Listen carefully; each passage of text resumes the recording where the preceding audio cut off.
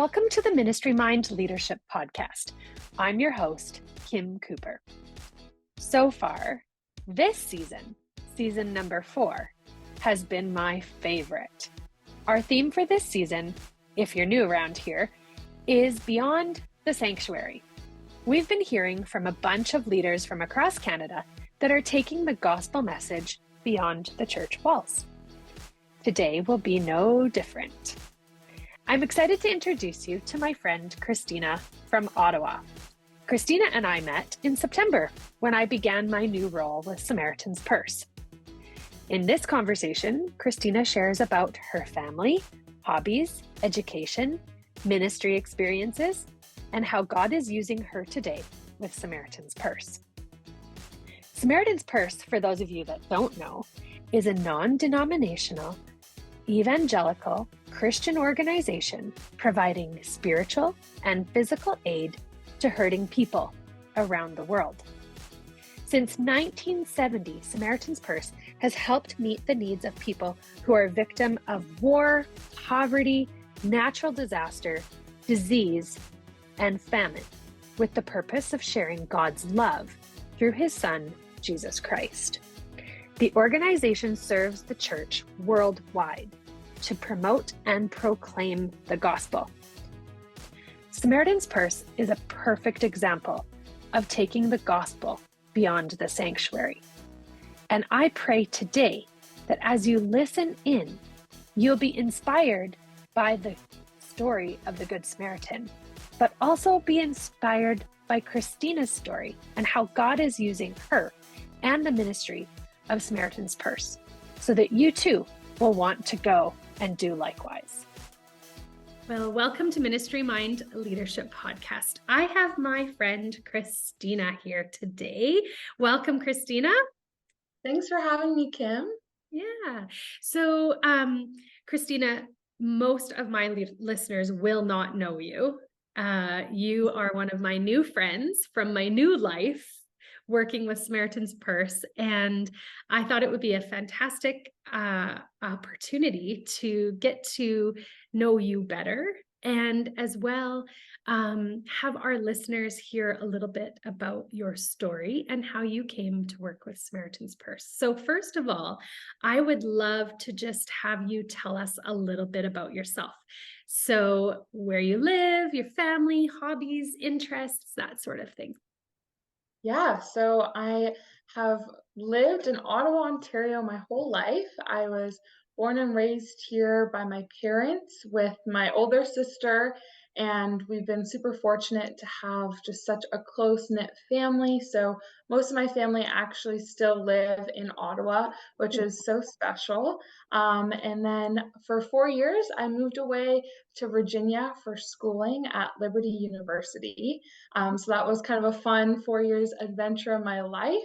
And yeah, the joke in our family is, where is Christina off to next? Because I am very spontaneous and love just different adventures and travel. So I've been fortunate to get to go on a few trips with friends and family for missions as well. And yeah, I just love learning about new cultures in that way and just meeting new people with different backgrounds. So those are always kind of the highlights for me. Obviously, getting to see God's creation too over the world is just very encouraging. And I grew up a swimmer, so I love spending my summers by the lake, just in the water or just doing different water activities. So yeah, that's a little bit about me. That's awesome. And you have a trip coming up soon, don't you? Travel. Yes. Yeah, the next adventure's to Italy. So I'm looking forward to going there with some friends. That's awesome. And Christina and I both work remotely, and so our coworkers are our puppies. Yes. Can't miss talking about the puppies. What's your puppy's name? My puppy's name is Buttons. She's 14 years old. So the name came from when I was younger. That was the only name that my sister and I could agree upon. So Oh, it's a hard job for sure. I would love to hear how you came to know the Lord. Tell us a little bit about that. yeah, I was very fortunate to grow up with two parents who love the Lord and really just instilled the importance of being involved in a local church. So I got the opportunity to grow up in a church here in Ottawa, going to church on Sundays, going to Sunday school, youth group later on, and all the activities that the church involved. So I grew up just hearing about the gospel and God's love and experiencing it through my family and my church family. But it probably wasn't until I was 10 years old. I attended a basketball camp at my church and I was hearing the gospel every day. And something that I had heard, several times growing up, just one day just struck my heart differently. And I realized I needed to have that personal relationship with God and that, my parents' faith or going to church on Sunday or being involved, even serving, wasn't going to save me, but I needed that relationship with my Heavenly Father. So that's kind of where things started to change for me. And then I just continued to get poured into by some great mentors in my church. And, they just encouraged me, to get baptized and to continue sharing my faith. And another major turning point for me was I was a camp counselor at a Bible camp for a few summers in high school, which is always fun. But in those moments, definitely it taught me, just grew in my relationship with the Lord, with serving, but also teaching the gospel to little kids was always just encouraging me, to see that childlike faith again firsthand. So yeah, I've been fortunate to just, constantly have that great community. And then going to Liberty University, getting poured into again, truly has kind of been those building blocks in my faith and drawn me closer to the Lord. That's so good.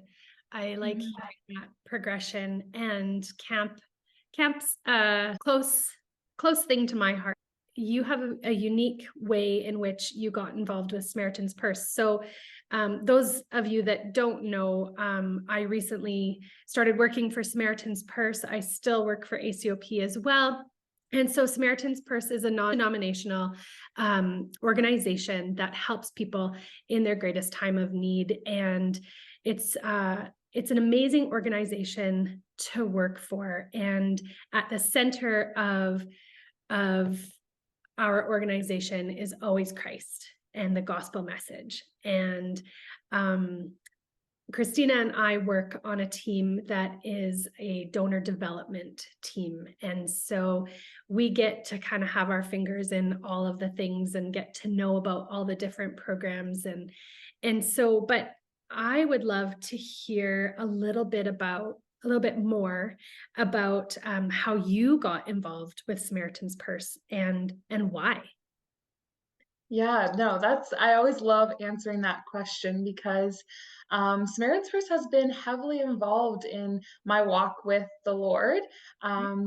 Through growing up at my church, we had a great relationship with Samaritan's Purse. So my first interaction was the shoe boxes, Operation Christmas Child. And I still remember, every year kind of around Christmas time, being so excited to just go with my family and pick out the different items for the shoe boxes. So that was always a highlight. And that ministry had a special place on my parents' heart. So we were fortunate enough to get to go on a distribution trip in 2017. Wow. Yes. So fun. So Where did you go? we went to Costa Rica, so it was incredible just, seeing the kids' faces, opening up the gifts, but definitely what was more impactful than I would have even expected was after the shoe boxes and, the 12-week discipleship program, The Greatest Journey. We got to sit in on some of those classes where, they share the gospel and they truly just pour into the lives of these children. And it was from that point that I realized this has, an eternal impact. And so it kind of just struck another chord with me of, this is something I really value and want to be a part of. And then kind of fast forward, to college, I was at Liberty University and my school had a partnership with Samaritan's Purse. Okay. And yeah, so once again, Samaritan's Purse was a big influence. And I got to be a part of a couple disaster relief trips with Samaritan's Purse through that. Okay. So yeah, we got to go to Louisiana as well as Florida. So they were a couple years apart, but responding after some hurricanes that had occurred. Um, Wow. Wow. yeah. And so then skipping from just that partnership when you were with your church and then a partnership with your school, and then tell me a little bit about how you actually became a staffer with Samaritan's Purse. Yeah, so all these kind of volunteer experiences just left an impact on me. And then I truly I was studying business and humanitarian aid at my school. So I was looking for an internship to learn more about this, humanitarian aid world. And one of the first organizations that came to mind was Samaritan's Purse. And just God opened the door for me to do an internship with them in their London, England office, which was, yeah, such a privilege to get to just learn from them and experience just more of the background, maybe, side of things. So I was with donor services during my internship there and got to just learn a lot about the ministry from that side of things. And then from there, it was only kind of a short year later I had left to finish up my schooling. And when I was getting ready to graduate in May, I applied to, a bunch of jobs, and I actually got a phone call to do my last interview with Samaritan's Purse for this position when I was in my cap and gown, ready to walk to graduation. And I got the call, we want to do the last interview. And I ended that call and sat in my commencement ceremony, and Franklin Graham was addressing all the graduates. So No that was way. just crazy of, God just being like, okay, I'm going to pull this all together for you. Yeah. It was definitely a full circle moment. Wow. So um the Ministry Mind Leadership podcast season 4 is all about, it's called Beyond the Sanctuary. And so we are interviewing people across Canada that are taking the gospel message beyond the church walls. And I could think of no better interview than interviewing one of our staffers from Samaritan's Purse, because that's exactly our mandate and our mission.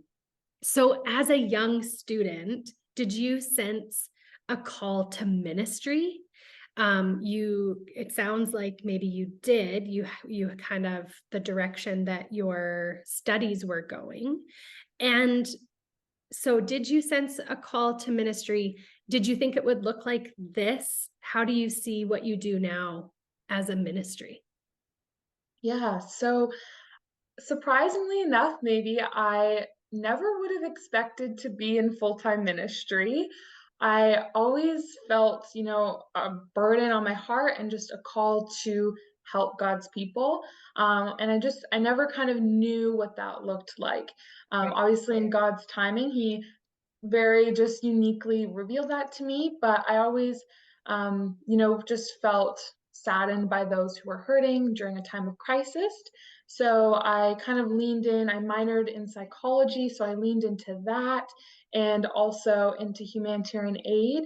But then it wasn't until some of my actual face-to-face interactions with those who were hurting in these times that I realized, when I see the refugee crossing the border into Poland, or when I see the homeowner of a house that had just been destroyed, all I wanted to do was share the hope of Christ with them. And I knew that nothing physical that I provided them with or helped fix would fix that longing and brokenness in their heart.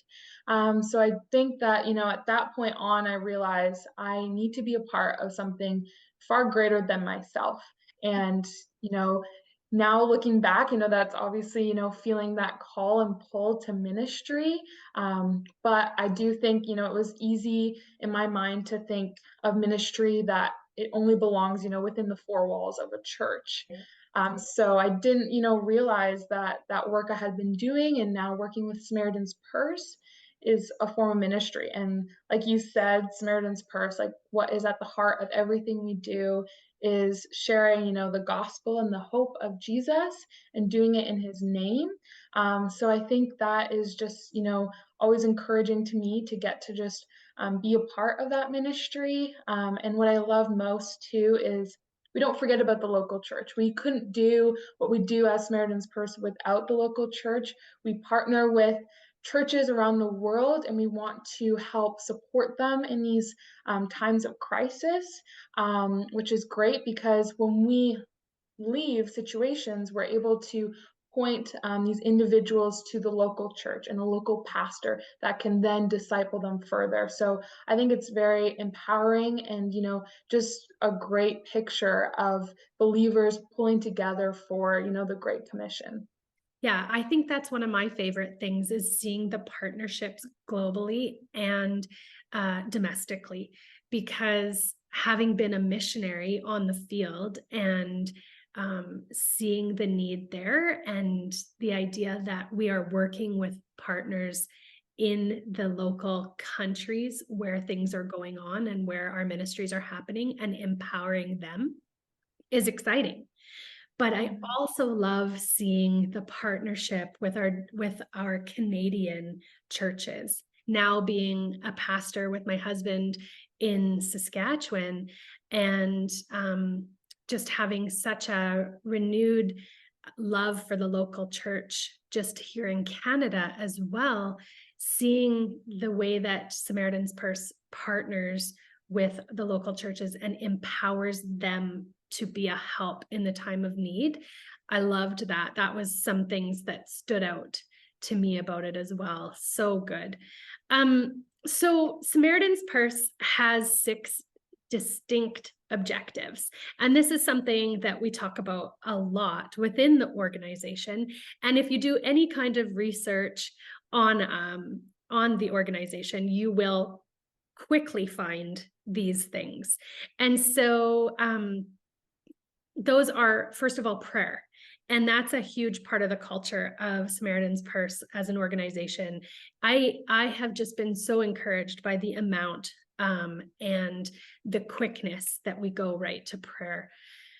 Second one is serving with excellence, which I think that we do and strive to do. The third is compassion for lost and hurting. And obviously that is shown through the many different projects, programs, and responses that Samaritan's Purse does.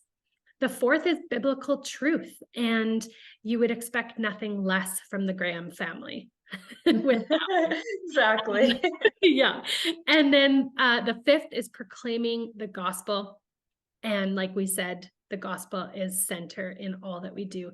And sixth is acting with courage and faith. And I love that one. That one is just, really some of the things that Samaritan's Purse is involved in takes absolutely just that courage and faith as they run towards the disaster, not away from it. So my question for you, as we think about these 6 distinct objectives, is there one of those objectives that really caught your heart when you were discerning whether you would work with Samaritan's Purse?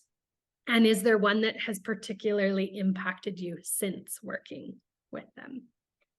Yeah, I think while just praying over this full-time position and discerning, if it's where the Lord wanted me to be, what my mind kept going to was all of my prior experience and interactions with the ministry. And the first thing that always came to mind was the serving with excellence. It's something that I saw, with the shoe boxes, with the disaster relief, and every interaction I had with the ministry in between, with the logistics and also with how they completed each task. I was always impressed with the level of excellence. And on my first disaster relief deployment to Louisiana, one of the carpenters on our team, I was going, this was my first time. I had no experience with construction, but I just was willing to serve and wanted to be there. And he said to me, the quality of our work is the platform for our witness. Mm. And that just really was powerful to me. He said, no matter what task you're doing, even if you're the one picking up the garbage today, or if you're scraping away at something of the house, do it to the best of your ability. But it doesn't stop there. Whenever you're about to leave for the day, when you're exhausted, leave the work site cleaner than we found it, right? Because it's not only a way to show love to the homeowner that we're helping, but it also is what the neighbors next door see. It's also what someone driving by, when they see the Samaritan's Purse truck, what they associate with that ministry. And it can really, help your witness, or it can really just close the door and hurt your witness. So to me, that was something that drew me in instantly, and something that I knew I wanted to be a part of. We're called in First Corinthians to just do all that we do to the glory of God. And I truly felt that this was a ministry that just was constantly doing that over and over again. So that was just something that was great at the start to see. Yeah. So then, as you've worked for Samaritan's Purse, would you say that that's still the one that impacts you the most? Or is there another objective that has kind of transformed you or particularly impacted you? I think, like you mentioned before, just since working for Samaritan's Purse, prayer has truly just, struck me and my heart, because, like you said, everything that we do with Samaritan's Purse is done through prayer. And, whether it's a meeting, starting off the meeting, giving it to the Lord, but then when you're in the middle of the meeting and, there's a time of uncertainty or questions or, planning, it's always brought to the Lord. And I also love that we get the opportunity to start our days, not only with devotions, but praying with our colleagues. And that has been something that has been transformational for me, of just giving each day, each work day to the Lord. We get to pray for Canada, our country, our leaders, as well as the world, our church partners around the world and in Canada. But we also get to pray for our colleagues and for each other and our families. And I think I've realized, how powerful that is, to not only lift up our work in prayer and give it to God, but give these requests of our coworkers to God as well. So that has truly impacted my personal prayer life as well, of realizing, every step of the way, the Lord wants to have a relationship with us. So why wouldn't we want to include him and ask for his guidance in those things? Yeah. Yeah. I would say that one has impacted me the most since being on staff, which is, it's funny because I've been a Christian since I was a little girl. I've worked in ministry for 20 years, and prayer has always been a big part, but the amount that we pray, the way in which prayer is engaged in the ministry. Like I said to Greg the other day, I'm like, my relationship with prayer and my prayer life is transforming through this experience. And it is such a gift. And you and I work remotely. And so often we're in our little home offices and feeling a little isolated. And so even for me, when I started with the organization, I was like, oh my goodness, chapel every morning, prayer every morning. Like, oh, that's a lot. But Mhm. it has been so good. And I think partially because we're remote, and it gives us the opportunity to build connection with one another. And, even we have this chat that we're all on, and it's so fantastic to throw up a prayer request on the chat and see everyone supporting one another in prayer. So good. Mhm. So I want to ask you a little bit about our roles. If you could share a little bit about the role of the donor development team and what that looks like on an average day, just to give people a bit of an explanation of that. Obviously, when people think of Samaritan's Purse, they think about all the things that we do, the responses and the programs and such. But you and I are a little bit behind the scenes. And there's a few support teams that do that. But tell us, tell the listeners a little bit about our team and what we do.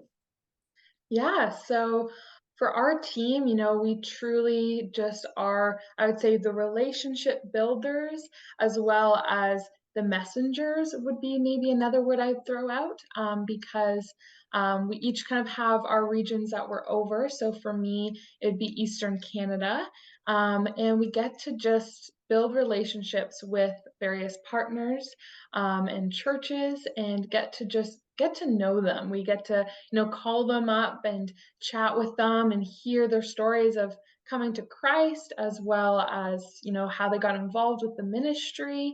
But I love that our job is to not only thank these partners, but it's also to pray with them. So we get to just lift up their requests to the Lord. And a lot of times, it's for their family members or someone hurting or health issues. And we truly get to just pray with them and follow up with them and get to know them as individuals, which is always great. And we also, sometimes get the opportunity in person to meet with our partners, which is encouraging. But another valuable aspect of our positions is, we get the opportunity to hear all these amazing God stories of the work that's being done from those who are on the front lines, those who are firsthand seeing the well being built, or firsthand, just handing out the food.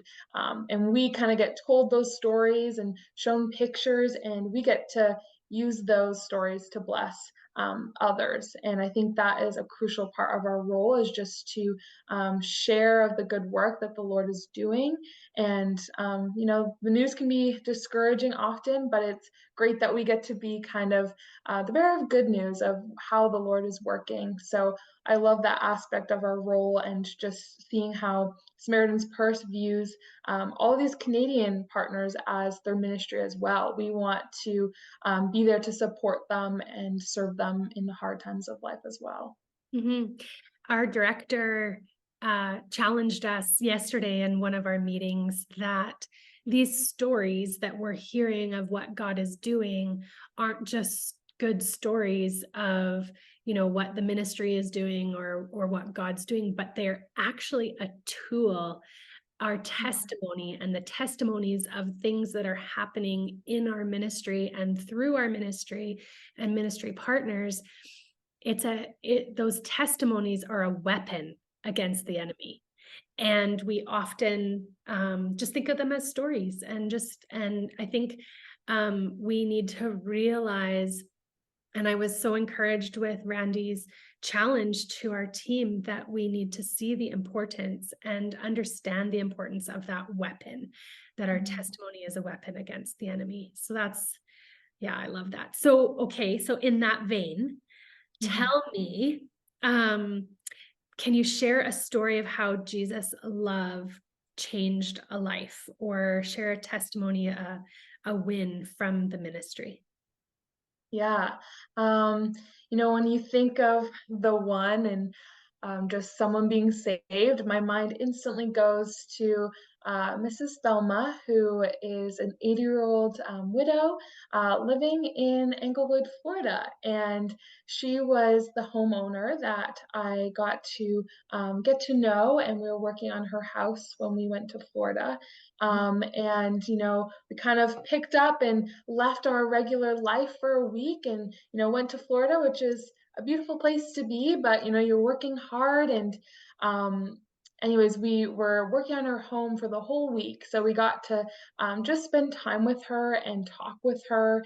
And as the week went on, we got to learn a bit more about her and her story. But as we're talking with her, we are taking apart her house and bringing it all the way down to the studs. It had been impacted so badly that most of her belongings and her house structure was just filled with mold. So we're working away at just gutting the house basically. And as we're doing this, a lot of the leaders in Samaritan's Purse were reminding us, don't forget to just talk to her and get to know her. And so we realized throughout the week that every time we took our lunch break, she was never really eating because she had no food left. Her fridge wasn't working, there's lots of barriers. So then we realized, okay, when we were packing our lunch in the morning, we made a sandwich for her, and we, got to sit down and have lunch with her and pray with her and tell her stories of how God has worked in our lives. And then, that translated into her coming to the church we were staying at for dinner one night and meeting the rest of the team that was there. And each day, kind of throughout the week, the Billy Graham Association chaplains were also coming and getting to talk to Mrs. Thelma. And by the end of the week, she ended up giving her life to Christ, which was just so exciting to see. She will get to spend eternity with Christ. And that is always what I think of when I think of the one, because God clearly, handpicked those on our team. He pulled us out of our regular lives because he cared about Mrs. Thelma. He cared about her, and he wanted her to feel God's love through those who are on the team. And, her life is now forever transformed because of, the work and the time that people took into sharing God's love with her. I love it. That's so good. And it's so good to hear just the simple things that translate the gospel message to someone, and just meeting them in their need, whether that's hunger, whether that's a disaster has struck, using every means possible to share the love of Christ. And you and I get the opportunity to just love on people on a regular basis and be able to pray with people. I had an experience just this past week, where I was phoning a donor, and she couldn't believe that out of any day, this was the day I chose to call her. And it's funny because I had her name on my list for a few days and hadn't called. And right when I called was when her daughter was in surgery.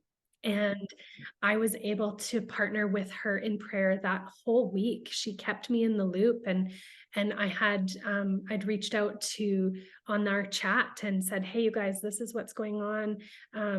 And can we just partner with this family in prayer?" And got to see God's healing hand on her daughter's life. And that, that partner was already Christian, but it just encouraged her faith and encouraged her so much that God cares for us and cares about every detail of our lives and will send someone. And so I think that's important as we just go about our lives and view our lives as ministry, that we just need to be sensitive to the Spirit's prompting for when and how we can show his love, and even if that's a simple offer for prayer.